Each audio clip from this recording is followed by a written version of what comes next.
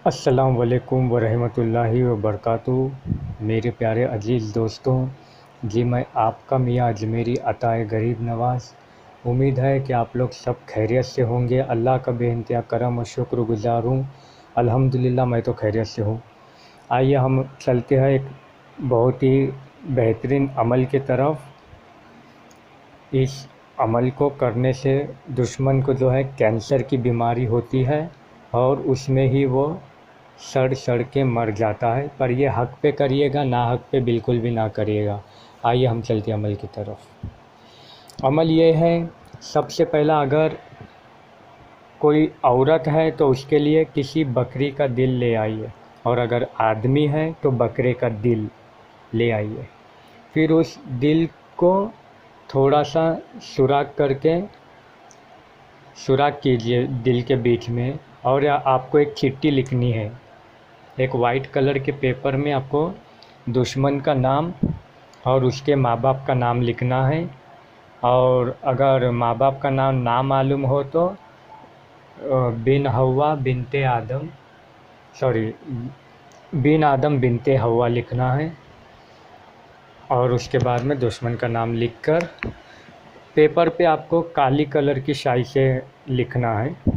फिर उसको ऐसे बनाना है जैसे तावीज़ दिख रही है, ऐसे बना के दिल के अंदर आपको वो गाड़ देना है। गाड़ के फिर उसके बाद एक एक सुई पे आपको बिस्मिल्लाहिर्रहमानिर्रहीम के साथ 13 मरतबा सूरा फिल यानी सूरा अलम तरा कैफ़ा फ़अल रब्बुका, ये वाला पूरा सूरा पढ़ना है। एक एक सुई पे पढ़ के दम करना है। पढ़ के दम करोगे, फिर उस जो सांद आप किए हो, जो गैप किए हो, उसको पैक करना है। उसको आप पैक करना है। जब सुई आप चुभाओगे, या अली बोल के आपको चुभाना है। इसी तरीके से सातों सुई पे 13 बार, 7 सुई यानी एक सुई पे 13 बार, दूसरी सुई पे 13 बार, इसी तरीके से 7 सुई पे 13 बार। और वो सातों से पूरा उसको सी देना यानी गैप को पूरा बंद करना है। एक इस तरफ से चुभाना है, एक इस तरफ से चुभाना है, एक इस तरफ से, एक इस तरफ, इसी तरीके से ऊपर से नीचे तक पूरा वो जो सांद है उसको बंद कर देना है। और हर सुई को चुभाओगे या अली बोल के ही चुभाना है, ठीक है, या अली बोल के चुभाना है। फिर उसके बाद उसको एक काले कपड़े में लपेट लेना है अच्छी तरीके से। काले कपड़े में उसको लपेट के फिर घर से लेकर आप कब्रिस्तान तक जब जाओगे, घर से जब निकलोगे, आपको किसी से बात नहीं करना है और उसको आपको किसी पुरानी कब्र में दफनाना है। कब्र के कोने में, पुरानी कब्र ही होनी चाहिए, औरत की हो आदमी की हो, किसी की भी हो, पर पुरानी कब्र होनी चाहिए। कब्र के कोने में आपको दफनाना है। और जब घर से आप निकलोगे तो आपको मन ही मन में नादे अली गुनगुनाते निकलना है कब्रिस्तान के जाने तक, और रास्ते में किसी से भी बात ना करें।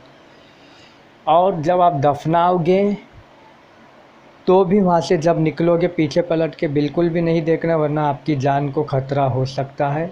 और घर पे जब आओगे नादे अली पढ़ते पढ़ते आना। जाने के टाइम अलग रास्ता हो, आने के टाइम अलग रास्ता हो। और घर के अंदर जब घुसोगे तो मुंह हाथ पैर अच्छी तरीके से धो के घर के अंदर जाना है और सीधा कदम अपने घर पे डालना है।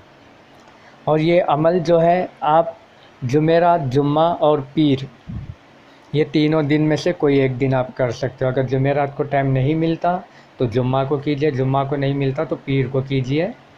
थर्सडे, फ्राइडे एंड मंडे, ये तीनों दिन आप इस अमल को कर सकते हैं।